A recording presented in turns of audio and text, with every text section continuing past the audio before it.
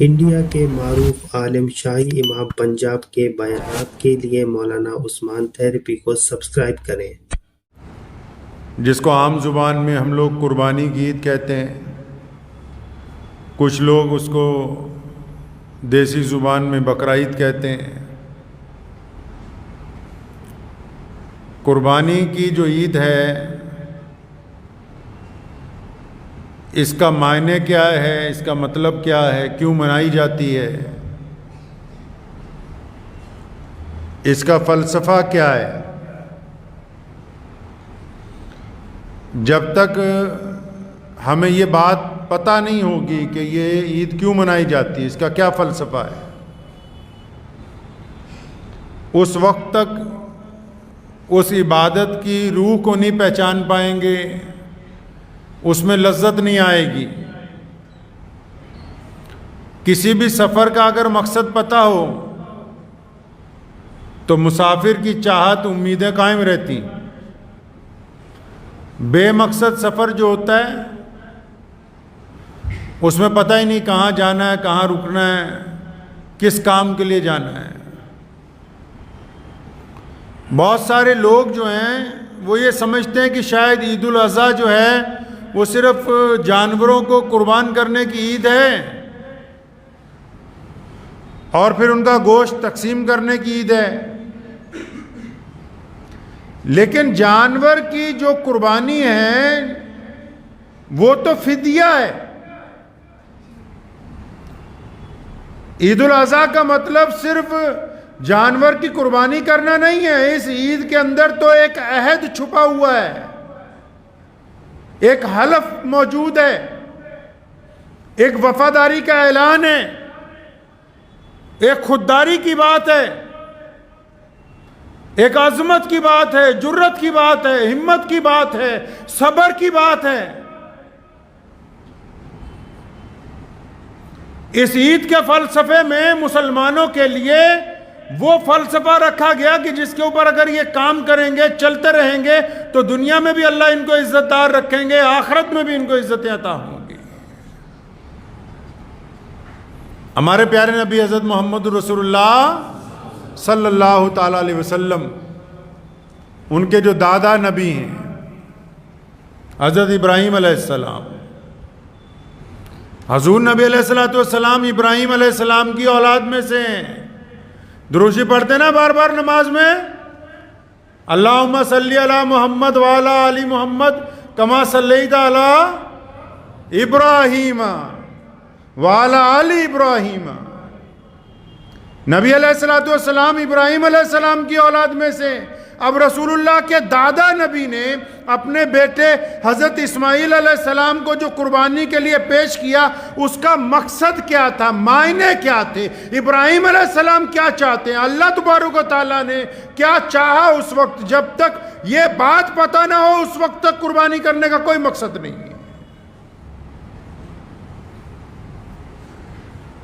اگر صرف جانور ذبح کرنے سے حدیث پاک میں آیا کہ تمہارا گوشت اور تمہارا خون جو ہے جانوروں کا، یہ اللہ تعالیٰ تک نہیں پہنچتا ہے۔ اللہ تعالیٰ نیتوں کو دیکھتے ہیں کہ میرے بندے کی نیت کیسی۔ ابراہیم علیہ السلام، کون ابراہیم علیہ السلام؟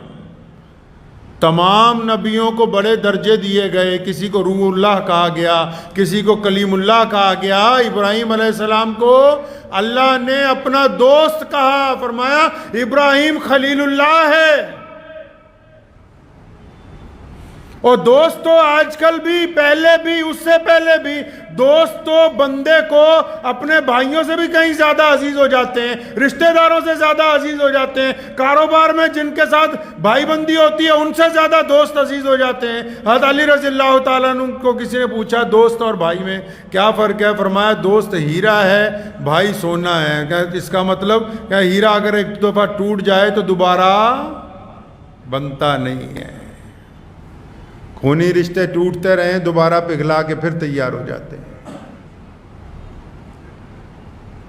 اور دوست اللہ کے کیسے بنے ابراہیم علیہ السلام؟ کیا ایسے ہی لقب مل گیا دوستی کا؟ دوستی ایسے ہی ہو جاتی ہے؟ جبریل امین آئے ٹاج کے کپڑے پہنے ہوئے، ٹاج کے کپڑے. رسول اللہ صلی اللہ علیہ وسلم نے پوچھا جبریل یہ آپ نے کیا کیا؟ فرمایا آج جو آپ کے دوست ہیں ابو بکر، انہوں نے سارا مال اللہ کے راستے میں دے دیا، ابو بکر نے اپنے کپڑے بھی اللہ کے راستے میں دے دیے، خود ٹاج پہنا ہے. اللہ کو آپ کے دوست سے اتنی محبت ہوئی، اللہ نے ہمیں فرشتوں کو حکم دیا کہ تم آج صدیق اکبر کی شان کے اندر تم بھی آج ٹاج کے کپڑے پہنو. یہ دوست بننے کے لیے قربانی دینی پڑتی ہے. آج کل تو لوگ اس سے دوستی کرتے ہیں جس کے پاس پاور ہو، پیسہ ہو، ہنر ہو، فن ہو. اب تو دوستیاں مطلب کی ہو گئیں. ایک وقت تھا، روایات میں آتا ہے ابراہیم علیہ السلام کے پاس اتنی دولت تھی، 1000 بکریاں، 1000 گائے بھینس، 1000 اونٹ، اتنی دولت اللہ تبارک و تعالیٰ نے عطا کی. اب یہ اپنے بڑے بڑے جو ان کے ریوڑ تھے، جب ان کو دیکھتے تھے جنگلات میں، کھیتوں میں جاتے تھے، تو ایک دن کیا ہوا کہ جا رہے تھے کہیں، تو بڑی خوبصورت آواز کے اندر کوئی بندہ اللہ تبارک و تعالیٰ کی تسبیح کر رہا ہے، سبحان اللہ والحمدللہ. اتنی خوبصورت آواز، ابراہیم علیہ السلام کے قدم رک گئے. اب اللہ تبارک و تعالیٰ کا جب ذکر آ جائے تو نبی کا تو دل جو ہے وہ ایک دم معجزن ہو جاتا ہے، کیونکہ وہ اللہ کا محبوب بندہ، منتخب بندہ ہے.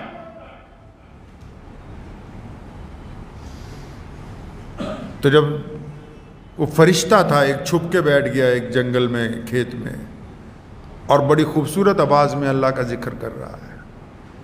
یہ آواز سنی، ابراہیم علیہ السلام ڈھونڈتے ڈھونڈتے پہنچ گئے آخر اس تک. دل تڑپ رہا تھا، اس کو جا کے کہنے لگے تو کیا پڑھ رہا تھا؟ کہنے لگا میں اپنے رب کی ثنا کر رہا ہوں. فرمایا ایک دفعہ اور کر. اور وہ جو فرشتہ انسانی لباس میں تھا تو کہنے لگا ابراہیم پہلے تو میں اپنی مرضی سے کر رہا تھا، اگر تمہیں کروانا ہے تو اجرت دینی ہوگی، مطلب پیسے لگیں گے، فری میں نہیں. ابراہیم علیہ السلام نے کہا بھائی کیا چاہتا ہے تو، کتنے پیسے چاہیے، کیا چاہیے بتا. کہنے لگا اچھا یہ جتنی تمہاری بکریاں کئی ہزار، یہ ساری مجھے دے دو گے تو میں اللہ کا ذکر سناؤں؟ فرمایا ہاں تجھے دے دی، آج سے تو اس کا مالک ہے، بس میرے رب کا ذکر سنا. اس نے پھر اللہ تبارک و تعالیٰ کی تسبیح بیان کرنی شروع کی. اتنی خوبصورت آواز میں ابراہیم علیہ السلام پر وجد طاری ہو گیا. سنتے رہے، اچانک پھر چپ ہو گیا. اور فرمایا کیا بات بھائی تو چپ ہو گیا ہے؟ کہنا ہے جی جتنے پیسے دیے تھے اتنے کا کام ہو گیا. نبی ہیں، دیکھو کیسے دوستی ملتی ہے. منت کرنے لگے، نہیں یار اور ایک دفعہ سنا دے، ایک دفعہ اور سنا دے. کہنے لگا بھائی یہاں تو پیسے لگتے ہیں ہر چیز کے، اور سننی ہے تو یہ جتنی بھینسیں یہ ساری مجھے دے دے، کئی ہزار کا ریوڑ. فرمایا یہ بھی کوئی بات ہے، میرے رب کے لیے تو ابراہیم کی جان حاضر ہے. ساری بھینسیں وہ بھی دے دیں کہ آج سے اس کا مالک تو ہے، عملے سمیت. اور پھر اللہ کی تسبیح بیان کرنے لگا. بہت دیر کرتا رہا. ابراہیم علیہ السلام بڑی خوشی سے سنتے رہے، پھر چپ ہو گیا. بولے یار تو پھر چپ ہو گیا. کہنے لگے اب پھر پیسے ختم ہو گئے، ریچارج تو ختم ہو گیا. اور میں اچھا کہتا یہ پھر سنا، کہتا نہیں یہ جتنا سب کچھ بچ گیا، 1000 اونٹ باقی چیزیں، یہ بھی سب اگر دے دو گے تو سناؤں گا. اللہ کے ذکر سننے کی بات ہو رہی ہے، زمین کے بدلے زمین کی بات نہیں ہے، دولت کے بدلے دولت کی بات نہیں ہے، صرف ذکر سننا اللہ کا بس. ابراہیم علیہ السلام نے پھر کہا اچھا کوئی بات نہیں، باقی بھی سب کچھ دے دیا. وہ فرشتہ پھر شروع ہوا سنانے کے لیے. ابراہیم علیہ السلام کی آنکھوں سے آنسو جاری ہے، بڑے وجد کے ساتھ اپنے رب کا ذکر سن رہے ہیں، خود بھی کر رہے ہیں. اچانک وہ پھر چپ ہو گیا. کہنے لگا بھائی یہ کیا تو کرتا ہے، بار بار چپ ہو جاتا ہے. کہنے لگا پھر ریچارج ختم ہو گیا. بھائی اب تو تیرے پاس دینے کے لیے کچھ نہیں، بات ختم کرو. ابراہیم علیہ السلام نے اس فرشتے کو جو بات کہی وہ فرمایا سب کچھ ختم ہو گیا مجھے پتا ہے، لیکن میرا دل چاہتا ہے تو میرے رب کا نام اس خوبصورتی سے لیتا رہے، میں سنتا رہوں۔ اب ایسا کرتے ہیں، بھیڑ بکریاں بھی لے لی، تمام جانور بھی لے لیے، تمام سرمایہ بھی تجھے دے دیا، نے بتا تو اب اتنا دولت مند ہو گیا، اس سامان کو سنبھالنے کے لیے کسی نوکر کی ضرورت ہوگی، تو مجھے اپنا نوکر رکھ لے اور مجھے کچھ نہیں چاہیے، تو میرے رب کا کلام مجھے سناتے رہنا، میں تیرے جانوروں کی نوکری کرتا رہوں۔